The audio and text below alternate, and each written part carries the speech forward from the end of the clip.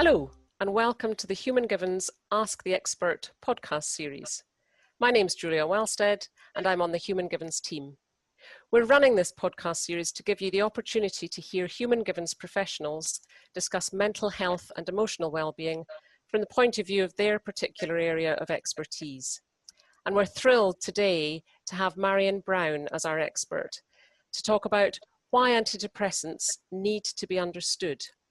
Marion was a Human Givens psychotherapist in private practice for 7 years, and through her work became very concerned about the many difficult experiences she could see people were having with antidepressants, anti-anxiety meds, sedatives, all taken as prescribed, often with difficult side effects and withdrawal problems as well. Marion now shares what she's learned to help therapists and people struggling with these complex issues as she works tirelessly to increase awareness. Hi, Marion.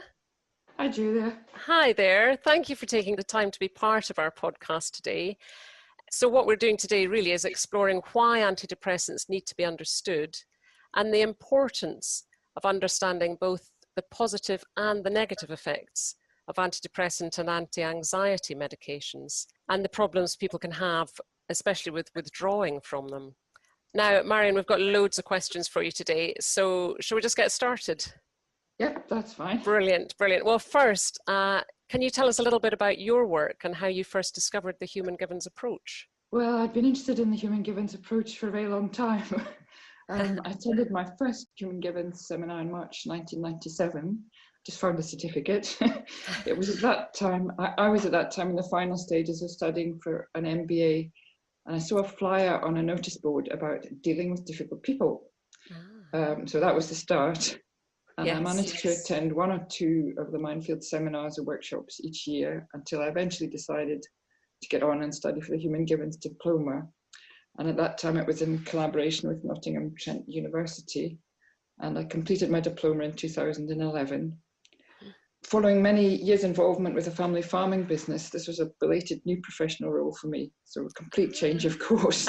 So you started out in farming. I hadn't realised that. Yeah, it was a family farming business that I was running for many years, and we sold the business. And but I'd been really interested in this Human Givens stuff for years, and I really wanted to do it. This was something I'd been desperate to really get on and have the time to do with. So that gave you the opportunity. Absolutely, and I was also a trained workplace mediator by that time as well, and Human Givens works really well with mediation, so I kind of combined the two. Yes. Can you be more specific about the benefits Human Givens brings to your work? Absolutely. I mean, the whole thing of the needs and resources is so powerful in all. I apply this in everything I do. It just makes so much common sense. And it can be applied universally in all sorts of contexts. I use it personally and in my Human Givens work and in my workplace mediation and relationship mediation work.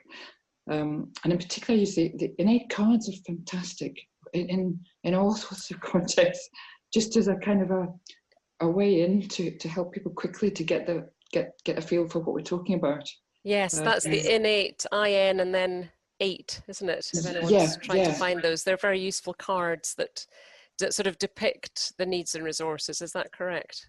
That's right. Yeah. Yes. And I actually designed a leaflet. It took me years as well to kind of get this crystallized, but I designed a leaflet based on the Human Givens concept and using the innate cards, and I've used that extensively as a way of introducing the Human Givens approach, one-to-one and in groups. So that gives. So the leaflet which I'll make available is it's really useful as a sort of basic understanding, and then that together with being able to use the rewind for one-to-one in trauma situations and phobias. So I just love the Human Givens. The whole approach I think is amazing, and as years go on, as I said, I first found out about it in 1997, and it has absolutely stood the test of time and become more and more appropriate, I think. Yes, as time goes on. Oh, brilliant. Well, let's turn our attention to today's topic with it, which is really antidepressants and other medications. Well, let's start with antidepressants. This first question is, how do antidepressants work? And will they make my depression go away? Right, well, before I begin to answer the questions about antidepressants, I need to make clear that I'm not an expert in antidepressants. The only experts on antidepressants are the people who've been taking them. And I have never taken them. And after what I've learned, I would be terribly worried if I had to start taking them. So, however, I have been tuning in and really listening to the real experts, the people who have been taking them and trying to come off. So I have been listening to the real experts for several years now, face to face in psychotherapy sessions, on the internet, Facebook, Twitter. So I think I have really tuned in to what is going on for people. So in that sense, I'll try and answer the questions as best I can. But I can't pretend, I'm not a doctor. I don't really, I don't understand the pharmacology part of it. But what I have become expert in is understanding that, the human beings experiencing, taking the things. Yes. So to the question, how do antidepressants work? This is one that doctors actually can't answer. Although they may speak about low serotonin and chemical imbalances, and the pills are believed to correct these imbalances and so on, but this is really what they've been brainwashed to do, to tell us. So they're just saying what they've been told to say by the pharmaceutical companies, is that? Yeah, that's really about it. And their own guidance. So, although it's kind of dropped the chemical imbalance thing a bit, but that's very much part of what the public believe and kind of what we go along with. But what antidepressants really are, they're classed as CNS drugs. So they work by tinkering with the functioning of the CNS, the central nervous system, right? And indeed the autonomic nervous system and the fight-flight response. So they have huge implications for our therapy work. Yes.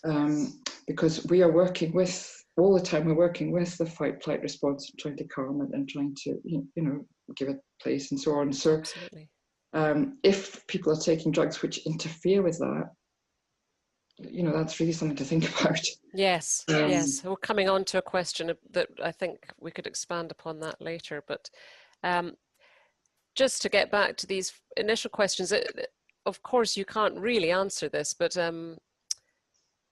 should we be taking antidepressants? How do they work, and will they actually make depression go away, even in the short term? Well, they may numb your feelings, and some people do find them really helpful in getting through a bad patch, and some people do really well on them. And what I'm saying, I best be a bit careful, because obviously I've seen the worst. What I've seen in the last few years has been probably the worst cases. Many people say they do really well on antidepressants, couldn't live without them. They seem to suit them well. So I think I better, I probably am a bit biased in what I've seen and heard. So you tend to be working with people who are trying to withdraw from them, trying to come off them. Would that be a fair? Well, not really. Say? I mean, I think as therapists, we're working with everybody. We're working with whoever comes in the door. Yes. So yes. I'm always actually hugely relieved when people say they're not on any medication, but because I know I'll probably be able to help them much quicker, because the medication is just adding so many more complications. Yeah. And would you say they're addictive? Are they an addictive group of medications? Well, there's a lot of discussion about language. So they're not addictive in the sense that they don't usually cause cravings. They are, however, dependence forming, in that our bodies adapt to working with them. The sort of homeostatic processes adapt to working with them. And if we try to come off, there are very powerful physiological homeostatic readaptations that have to be coped with. So this is where the withdrawal is found to result in really serious issues, and coming off antidepressants cold turkey is terribly dangerous. So that's right, because your body's got used to having them, and there's therefore not producing maybe some of the substances naturally. Well, if you think so, we're taking something that's acting on our nervous system, and the nervous system affects every part of the body. the endocrine system, the cardiovascular system, everything. Yeah. So, and especially the digestive system, because serotonin, there's far more serotonin in your gut than in your brain. So if we're taking serotonin pills, which affect our gut functioning, and then it somehow gets into our bloodstream and into our brains, it's through that process, serotonin affects all the systems of our bodies. So we're not just changing our moods. So that we must bear that in mind. So yes, so absolutely. if we stop, so if we're taking serotonin through medication, our own body presumably dials down the need to make it. Is that correct? Absolutely, yeah, yes. So all the little dials are fizzling around and doing, they're adjusting and coping with this, and our bodies are doing their very best to cope with this new substance, an artificial substance. So artificial chemicals that it's taking on board and trying to work with them.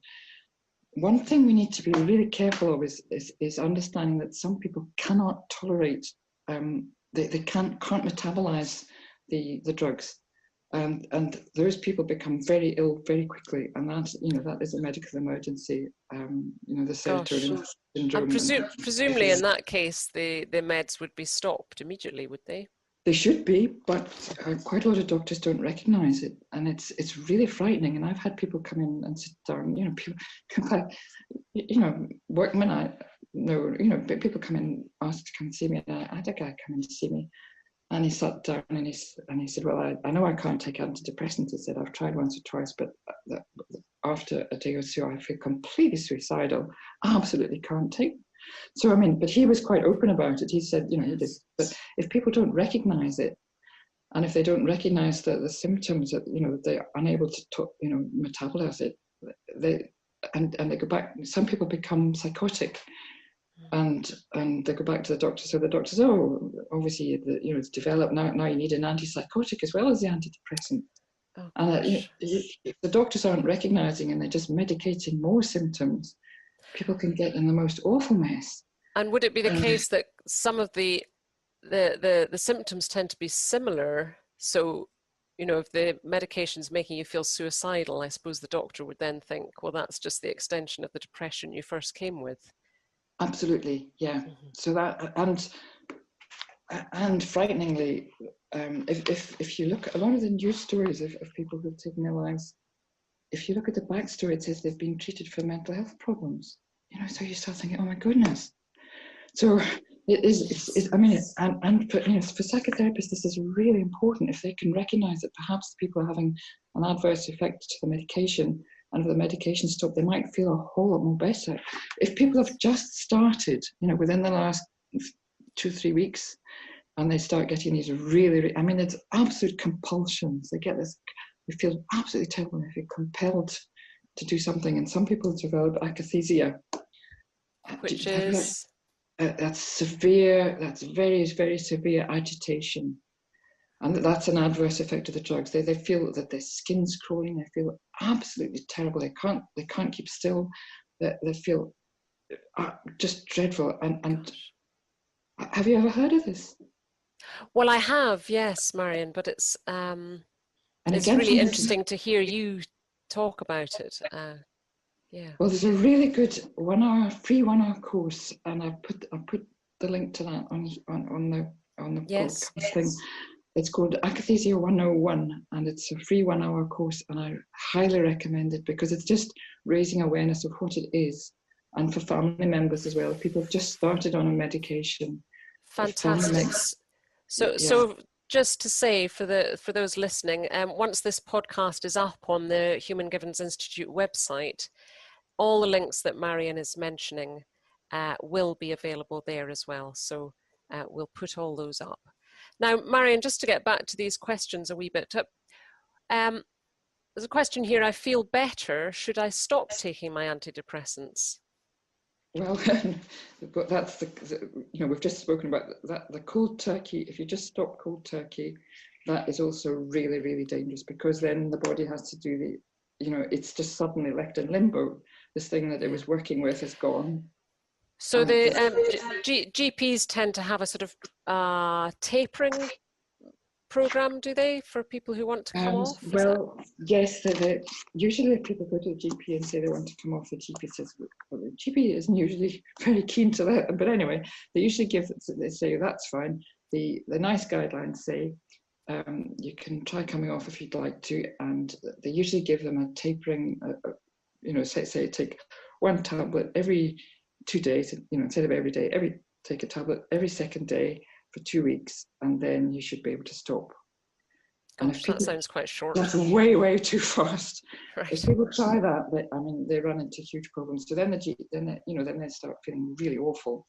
And they go back to their GP, and the GP says, oh, you obviously really, that's your illness coming back, you really need that drug, so you'd better accept you're going to need to be on it for life. We'll get you back on there, we'll get you step, and you'll be, that'll be you. Gosh, so really the expectation is that people are going to be on them for life once they're on them, is that? Quite often, yes. So the NICE guidelines actually say, that's the difficulty, you can't sort of try them out for a week or two, and well, you can, but what often happens is you try them out for a week or two, and they mostly make people feel worse. For the first 2 or 3 weeks, they make people feel worse. And the doctors will say you might feel worse for the next, the next 2 or 3 weeks, but once the drug kicks in, you'll start to feel a lot better. So people kind of wade through this, the initial side effects, which are horrible. I mean, they're really horrible. And the most common ones are sexual dysfunction, which is very, very common, nausea, gut problems, feeling of sort of emotionally numb, and that's a sort of expected, that you right. So people are told to expect all of that and just to wade through it. That's yeah. But they're really horrible, and if you think of it, if people are having relationship problems and they get put on antidepressants, which then affect their sexual function, affect their empathy, I think, oh my goodness, this is actually, even the side effects just made it a whole heap worse. Yes, exactly. So so assuming the poor person has waded through these initial side effects, is that the sort of so then the GP says that's idea fine. is that then it all settles down. Yeah. So then the GP says, well, we found the one that suits you, and we might double the dose. Oh God. Anyway, and then we'll keep you on for at least 6 months and see how you are. And then we'll keep you on. I mean, this is what the guidelines say: at least 6 months, and then for at least 6 months after the depression or anxiety is cleared. So wow. It ends up being on and on. And meanwhile, for people who are put on them, is there anything happening to try and find out and help the underlying problem that's caused the depression and anxiety? Well, not unless the people are doing something for themselves. I mean, so a GP wouldn't say, and I think you should, here's a prescription for some talk therapy. No, they might suggest you tried online CBT, and they might suggest you took a bit more exercise. But by the time you're totally fit, because the other big side effect is fatigue. So you're not about to go take up swimming or anything. Yes. No, you won't feel like that, and you won't really feel like joining a club because you really couldn't give a hoot anymore anyway. So. Yes. Yeah. And what there's a question here specifically about Prozac. What are the long-term effects of Prozac? Well, the only reason we're finding out is because people have been on Prozac for 20, 25 years. There's lots of people now who've been on antidepressants for 20 plus years. There was a GPs have been actually incentivized to prescribe them. There was a campaign in the 90s, the Defeat Depression campaign, when lots of people were put on Seroxat or Prozac or whatever, and there's a sort of legacy of that. There's lots of people who were put on antidepressants at that time and are still on them because they've never been able to come off. And we don't really know what the long-term effects are because nobody's ever done those studies. I mean, you couldn't. No, there's no baseline to compare it with, of course. So the studies, the actual sort of, the research studies that everything's based on, including the NICE guidelines, tend to have been funded by drug companies, and they're usually for a maximum of usually they look at short periods of time, but sometimes up to a maximum of about 2 years. So nobody has studied what happens. You couldn't. The people who have taken the antidepressants for all these years, they're the ones who are the guinea pigs of this massive experiment. Yeah. We don't know, but we're thinking. What seems to be happening is often people are well on them for years and years and years. Fine, they're living normal lives, and coping fine with jobs. Yes, which kind of brings me on to the next question. Actually, antidepressants have become part of me. I don't know who I am without them. How can I stop depending on antidepressants? So what's the kind of, let's get some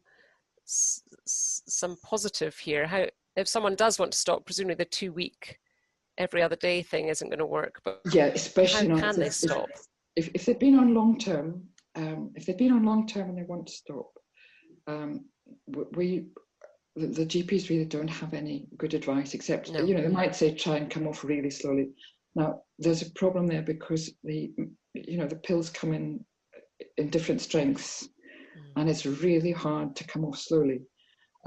People who've managed it successfully have used pill cutters and various ways to taper as slowly as they possibly can. You can get Prozac in a liquid form, which is helpful, so people can dose down. Reduce it incrementally. Yes. You can also get tapering strips, but that's not really on the NHS. You can get those privately, and the tapering strips are made up in gradually reducing doses of whatever drug you've been on. And I can give more information about that as well. That's through James Wislet's talk Withdrawal. He's done a lot of work on finding out about tapering strips. Lovely. Yes, we'll pop that on the link as well.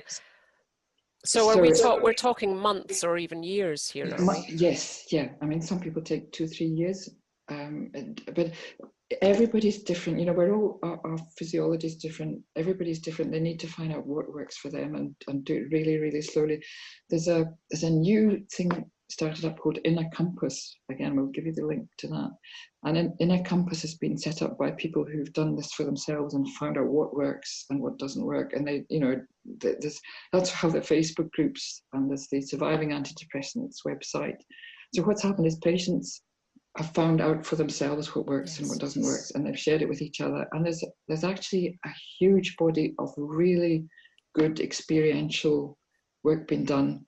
And we're trying to share that with the medical profession so that they understand and can learn from it. But the real difficulty has been that the medical profession has not wanted to engage at all. They've just kept saying, well, there's not a problem, go away. And is that changing now? Or are you finding, because I know you've been lobbying for a long time now, Marion, are you getting more positive response at all?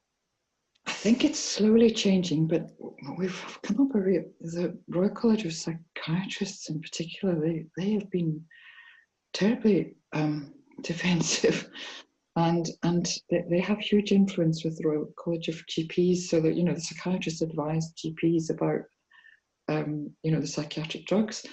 But of course the psychiatrists aren't actually prescribing the drugs, it's the GPs. The GPs are stuck in the middle, they're the prescribers, they take the responsibility for the prescribing.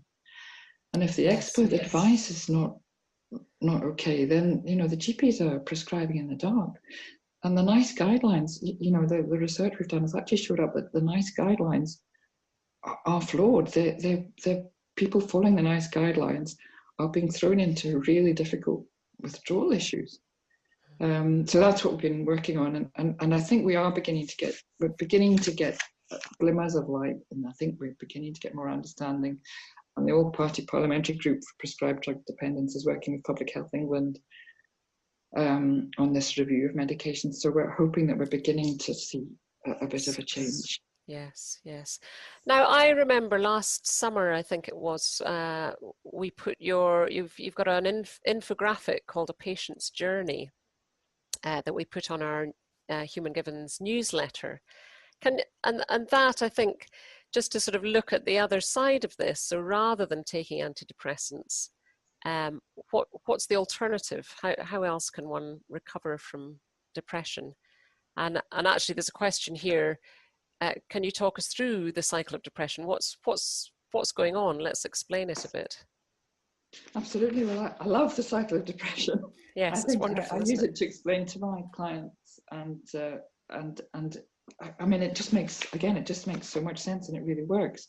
So when people are worrying about something, they don't sleep well. So insomnia is, the sort of absolutely classic thing. We're not sleeping well because we're worrying and worrying and worrying. And if we're not getting it, and probably doing too much dream sleep, because right. So dream sleep's very important, isn't it? Because it sort of diffuses our worries in effect. Absolutely. But if our worries are sort of overwhelming us and we're not getting enough, and we're dreaming too much and not getting enough long wave, really proper restorative sleep, then we run into problems. And there's a really good TED talk by a guy called Jeff Iliff. I don't know if you've ever heard of Jeff Iliff. No, I haven't. And again, we can put the link onto this. Pop it on, yes. Well, it's a TED talk, so it's fairly brief, but it made a huge impression on me because it explained what happens when we sleep and why we really need the real restorative sleep. And about how when we go into that deep restorative sleep, our brain cells actually shrink, so that the drainage system, I can't remember what, a lymphatic system, I think it's called, that actually drains the toxins from our brains while we're sleeping. So it's actually the draining of the toxins from our brains that refreshes, to wake up fresh to start a new day. So if we can, so it's the thing about the worrying and the sleep and the dreaming, which is absolutely crucial to our mental health. And I suspect that the whole, there's all this talk now about inflammation causing depression and so on. Yes. I would suspect that what's happening is when we're not getting enough sleep, if the toxins are building up in our brain, they're not draining away properly. That is probably causing some sort of inflammation, which will become an explanation as well. But anyway, so if we're not getting enough, so we're worrying too much, we're not getting enough sleep, we wake up exhausted, feeling awful. So we're less able to respond to events, things don't get done, and the more needs are not met, and then we sleep even worse, and so we go round and round and feel worse and worse, probably resulting in build up of stuff in our brain which makes us feel just dreadful. Yes. And of course when we feel worse, we maybe don't do so well at work, or we have to take some time off, or our relationships suffer. So that cycle I always think of it as like water going down a plug hole. There's that sort of downward spiral. Absolutely. So I usually explain it to people, I give them a handout page with the cycle of depression on it, and I explain to them that if we can help them to use their resources effectively, from our very first Human Givens session, showing them how to use the 7-11 breathing, taking back control to begin to relax deeply, and access the REM state using guided imagery, and using the resources of memory and imagination to explore and rehearse, using observing self and the pattern matching. So using all our resources within our very first Human Given session, showing them how they can use the resources. And also, of course, the bit that I think is so often missing when people are put on antidepressants is that initial why. Why are you feeling depressed? And I should add, actually, anxiety and anger are also on that cycle of depression, aren't they? So absolutely, so even if someone feels they're not depressed but they're anxious, it's the same system that's at work. Absolutely, just feeling overwhelmed, short-tempered, whatever is going on. So if we can help them to, in a session, if we can help them to unburden, tell us what's all been going on, and then we use the guided imagery to maybe help them to take back some control and rehearse doing things differently, and give them some hope. I mean, really, and always, I'm sure we all see this. We see that when people have experienced feeling really relaxed, and in 10 minutes or whatever in our sessions, they go out feeling different. Yes. From every session, they go out feeling different. Something's happened. They're not quite sure what it is, but and Yes.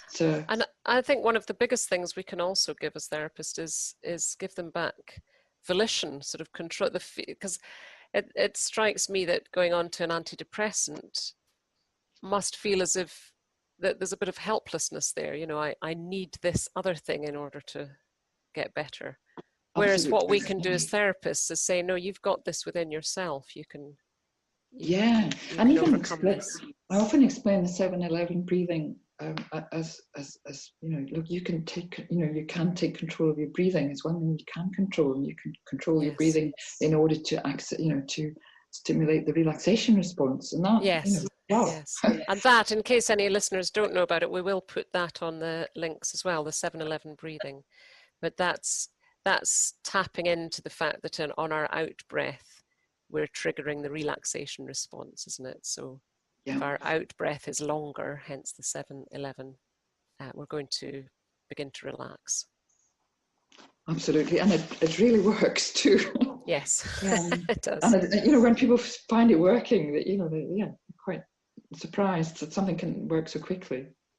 Yes, and I think that's the first thing, as you say, gives hope. You know, if you can talk someone through the 7-11 breathing technique on the first visit, or even in a 5-minute chat at a bus stop or anything, they can say, oh, this really begins to work. And as we calm down, of course, our head clears and we can think more clearly. So it's a very powerful tool. Absolutely, yeah. Mm-hmm. So the next question, if a client comes to see me and they're on antidepressants, what should I do? I know sometimes medication can hinder the effectiveness of therapy, but is it our place to suggest they come off them? So this is from an HGI therapist. Yeah. Well, I mean, I found, as we all will, I think that many people who come to see me were on antidepressants.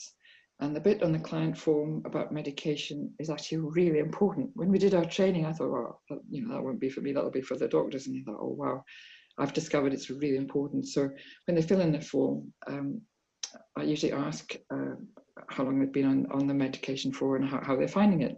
Just to start a conversation about the medication. And people are usually really knowledgeable about the types of antidepressants and their particular doses. So, they'll tell you the names and the doses. And of course, to me, it meant nothing. I didn't know what it meant. So I had to find out more. Yes.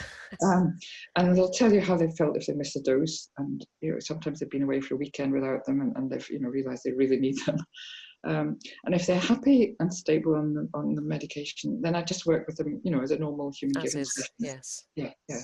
I wouldn't suggest they try to come off them. I would mention that they should be aware that any change in medications, going up or down or new medication added, can be a really risky time, and that they might want to explore relevant information that I could suggest to discuss with their doctor if this is to become relevant. So, it's not a big deal. If they're on antidepressants and they're fine and they're stable, then that's fine. We just work as normal because their bodies have learned to work with it.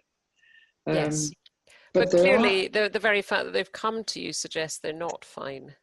Well, yeah, they maybe they've come to you about something that's happened in their lives, but it's happened in their lives while they've been on the antidepressants. So, but I suppose that brings us to the next bit, that people go through changes in their lives that then change things for them, and our bodies change. We go through different stages and ages, and so sooner or later they may come up with other problems and come to us. So I found there's essential reference books that I discovered for therapist bookshelf, and I think we can put the links to these up as well. One is the Joanna Moncrief's book, The Straight Talking Introduction to Psychiatric Drugs, and it's just a little book.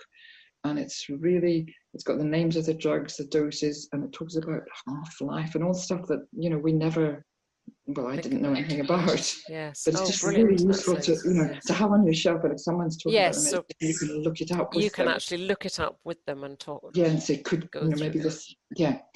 And there's another one, another similar straight talking guide by Lucy Johnson called The Straight Talking Guide to Psychiatric Diagnosis, because some people will come in and start talking about the diagnosis, and again with human givens, we don't really go in, we don't really use diagnosis, but if people believe that diagnosis has been helpful, sometimes it's just good to be able to understand what they mean by their diagnosis. So that's a useful little book.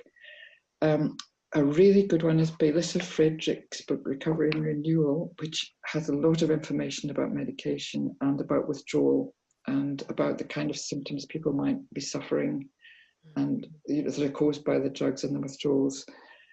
And the one I recommend, well, Recovery and Renewal is really good for people who are trying to withdraw. And the other really good one, which is free on the internet, or you can buy it as a book from Amazon, is the Harm Reduction Guide to Psychiatric Drugs. It's the Icarus Guide, and it's by Will Hall.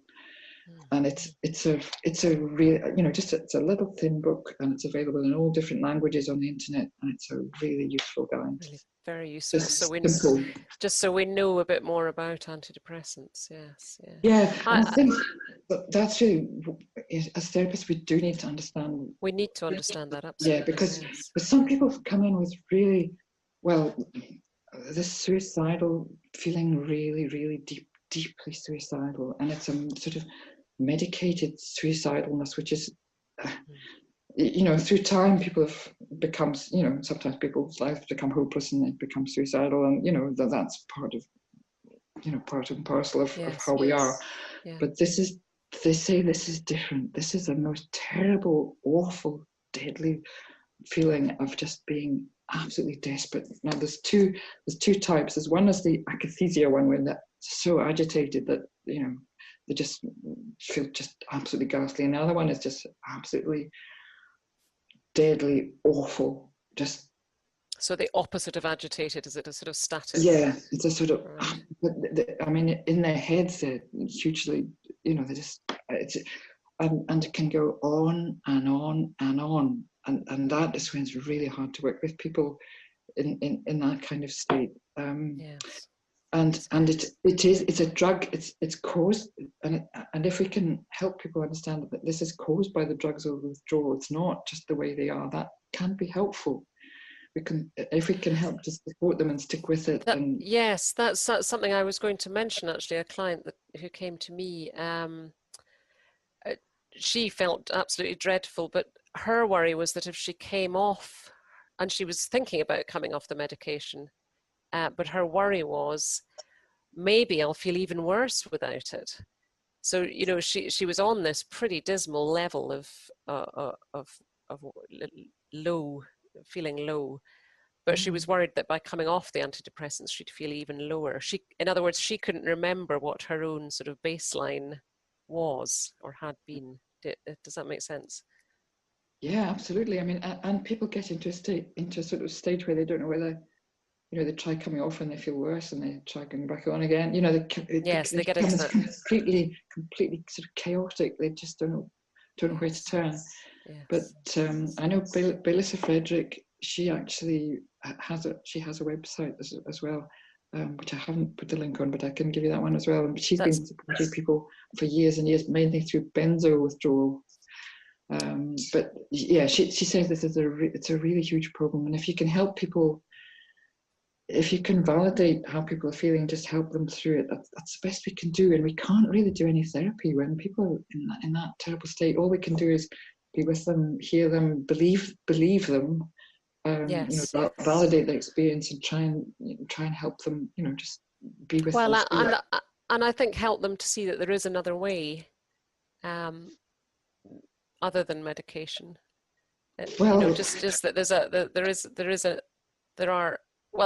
that's sort of what I got from your patient's journey infographic, which I think you devised, Marion, but was it with the help of people who were suffering?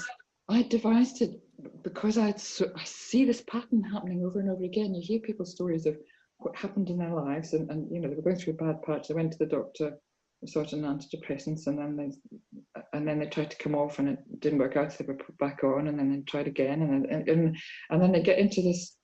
They get more and more into this mess, and if we can help people before they get too far deep down in that mess, if we can help them climb out, yes, you know, at an early part of that journey, best of all, if they never started on the antidepressants at all, then we can help them really quickly. But if they've started to get into that muddle, we can begin to help, you know, to reverse out of that again and get back to a normal life. And, you know, again, and people who've come through and managed to come off and got back to, you know, got back to getting their needs met and balance again, you know, can do really, really well. That's I suppose that's what I mean by that's the giving hope, isn't it, to someone who's in that awful cycle of trying all the different antidepressants and other medications, anti-anxiety, etc. Just showing them, and that's what I love about your infographic, that there is another route and there is success at the end of it. Absolutely. And even if people, you know, even if they've got quite far down that, you know, the sort of bad route, again, you know, we can help them, that they can be supported to come out. But we really need more and more help we need recognition from the medical profession and proper withdrawal advice. And the idea of the BMA asking for a helpline is people are, you know, when they're suicidal and desperate, they do need somebody to talk to. And a lot of them sleep really badly. It affects, you know, this whole withdrawal thing. You get people who can't sleep at all, and that must be doing terrible harm. Yes. And that's how the Facebook groups have been so good. Yes, and of course that's when they need help, is during the night when they're not sleeping, and they need a helpline for them. So this 24/7 sort of Facebook group thing has, you know, the self-help thing that's tried to, well, that's the only thing there is at the moment until. And what's that called? What is that Facebook? Well, there's group. Well, there's various different ones. Right. They say if your doctor prescribes your drug, the first thing you should do is look up to see if there's a Facebook self-help group about it, because you might decide not to take it after all, because you'll find, you know, there's ones for all different antidepressants. There are help groups, and you'll get to hear about all the. But the most sort of well recognised. It's a website that's been going for years and years. Is Surviving Antidepressants, and actually that's a website, and that's very, you know, very highly respected. So that's the sort of the most. And then so there's the Surviving Antidepressants, and then there's this new web-based thing called Inner Compass, and that has a withdrawal section as well. All of which we'll put all of those links up. Brilliant. Well, Marion, are there any questions we haven't covered today that people commonly ask, or anything that you would like to highlight that we haven't talked through? There's a couple of things. Now this is a bit dark, but I think again we need to recognise it. The drugs aren't toxic to neurons, so people do so that this kind of symptoms people are suffering is because of neurotoxicity. And Keisha Lee, who's she's quite ill herself, she's trying to recover from, you know, quite bad toxicity. She put together this really good sort of poster, or just a sheet with the kind of things that people experience. And I've sent it to Gemma because I think it's really useful to share, just to get a rough idea of what people might be. What to expect, yes. What are we looking for, yes. And there's various levels of it, you know, and on that sheet there's links to all sorts of different websites as well, which could be useful to people. Yes, and again, on your infographic, you've got the medically unexplained symptoms. So that's the other thing I'd like to speak about. So that this biopsychosocial model. So the Human Givens principles are very much based on the biopsychosocial model. Yes. So that, you know, what's happening, our biology affects us, the way we're thinking, and our relationships and so on. So, you know, all those combined for our mental health. But the bio bit has been kind of that's sort of become biomedical. So what's happening is the medicines are affecting our biology and affecting our feeling. I mean, it's quite simple. You know, if you're feeling really ill, you're not going to feel terribly bouncy and cheerful. You know, if you're feeling really ill in your body in whatever way, it obviously does affect us. Yes, of course, it's chicken and egg, isn't it, sometimes as well, whether you're feeling mentally down and therefore a bit physically ill, or physically ill and therefore a bit mentally down. Absolutely. So, but what's happening is if people are getting into this, so they keep going back to the GP with all different symptoms, which are not anxiety and depression as such, but they getting then all different bodily symptoms. The GPs like pain, yes. Yeah, absolutely, and neuropathic pain and fibromyalgia and all these things, and the GPs aren't relating it at all to might be drug effects. So the GPs are then giving people different medicines for the different symptoms. So you're going back with your, so you're going back with your stomach aches and your fatigue and your pain in your joints or pain in your extremity, the neuropathic pain, and the GPs aren't recognizing that this is anything to do with the drugs you've been taking or trying to come off. So you end up on more and more medication for all the different symptoms. Polypharmacy thing. And then, and people are to become seen as heart sink patients. The doctors, actually, talk about heart sink patients, all these medically unexplained symptoms, or these. Is that because their hearts sink when they see their name on the list? Is that what that? Yeah, I see what you mean. Right. And they talk about the what used to be called thick notes syndrome. So now everything's on the internet, but in the old days, these heart sink patients had very big thick notes because they kept going back to the doctors with more and more symptoms. And so we've now got. I'd never heard of medically unexplained symptoms until it was the end of 2016, and one of the people I've been working with came and got a letter from a psychologist saying that this person was being seen by her doctors as having medically unexplained symptoms.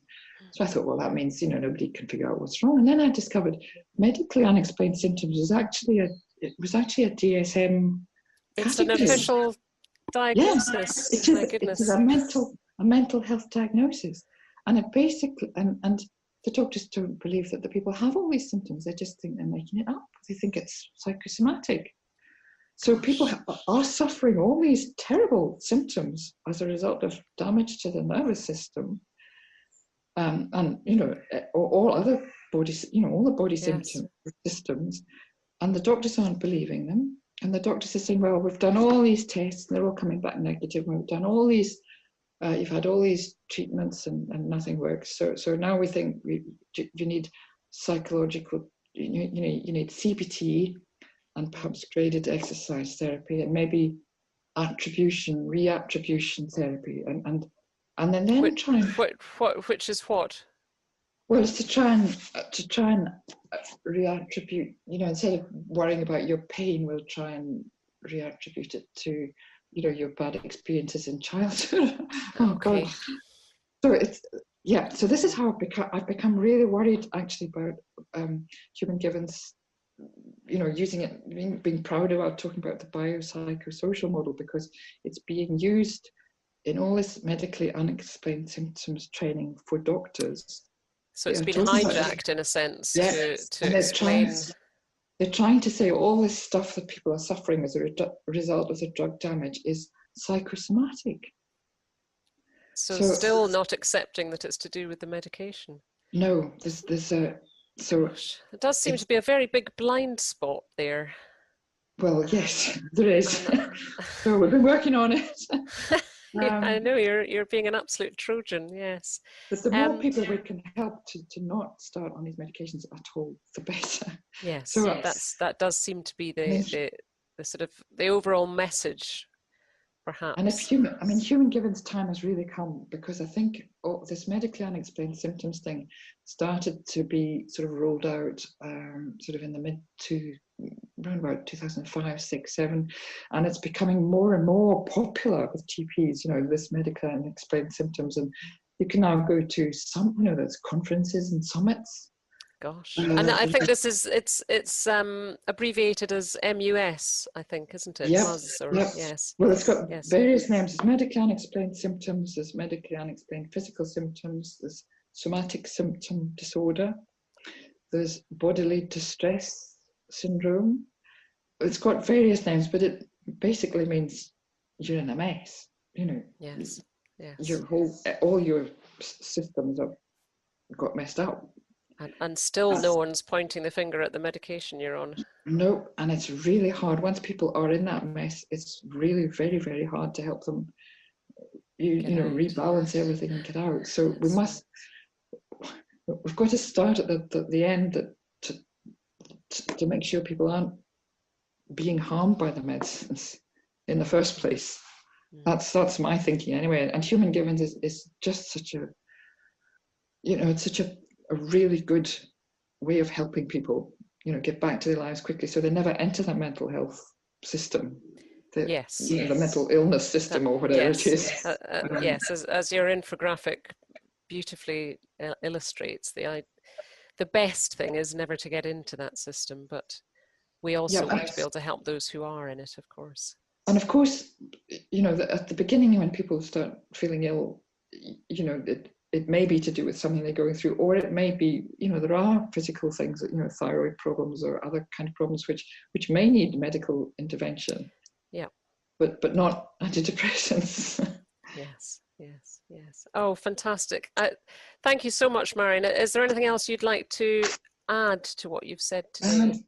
There is another really useful thing is David Healy. One of the things that helped me at the beginning was David Healy's notes to take to your therapist. And they are really good. So I put that on. And is that some notes by him or books by David? David Healy. So David Healy's website is rxisk.org,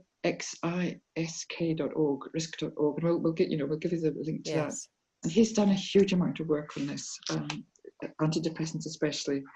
And there's his website. It specifically looks into what, you know, could it be my meds? Could the problems I'm having be to do with the meds? So that's what he specifically set it up for.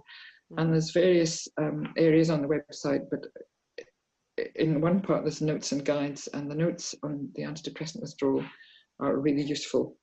That seems to me to be a very good way of looking at it, because rather than looking at absolutely anything else other than the medication, I'd say the first thing, if you're feeling, you know, if you've got gut problems, the first thing you might look at is what you eat.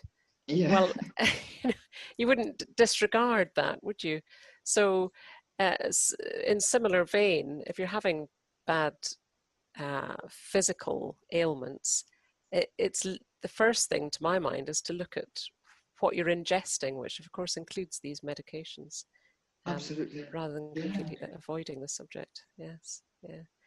Well, thank you so much, Marion. And my thanks also to everyone who's listening and all those who took the time to submit these important questions. And for you, Marion, the time you've taken to answer them today, but also the background to that, your years of experience and research that's gone into this. And I know you are still very actively lobbying and fighting for this subject to be highlighted. I feel sure the vital information advice you've provided today is going to be of huge help to all of us. Now, if you or anyone you know suffer from depression, you might benefit from looking at our Human Givens website, which is www.hgi.org.uk. And on that, you'll find a Find Therapist button. And if you can find your or their nearest Human Givens therapist, it's well worth going along and having a chat. Perhaps also have a look at our online depression course, How to Break the Cycle of Depression, and maybe consider attending our practical skills one-day workshop, How to Lift Depression. And details of those can be found at our Human Givens College website, which is www.humangivenscollege.com. We also have a Human Givens book, How to Lift Depression Fast. And this has provided very helpful information for sufferers and their friends and family. And many GPs actually recommend it to their patients. You can find that in any good bookshop, or we do have it for sale online as well. And also, I will just repeat that everything Marion has mentioned today, all those links we'll put up on the HGI website along with this podcast, so you will find them there. And if there's anything you can't find, do just get in touch with us. Well, we hope you've enjoyed this Ask the Expert podcast. I personally have found it very, very interesting, and I know Marion's been working for many years on this subject. Coming up, we've got a range of fantastic topics being covered, including relationships, postnatal depression, body image, political chaos, loads more. And actually, if you have a subject you'd like us to cover, please do get in touch, because this series is for you, so we'd love to hear your thoughts. Now, all podcasts will be shared on our social media accounts, so please make sure you like or follow us. And meantime, thank you so much for listening today, and we hope you have a great day. Bye for now.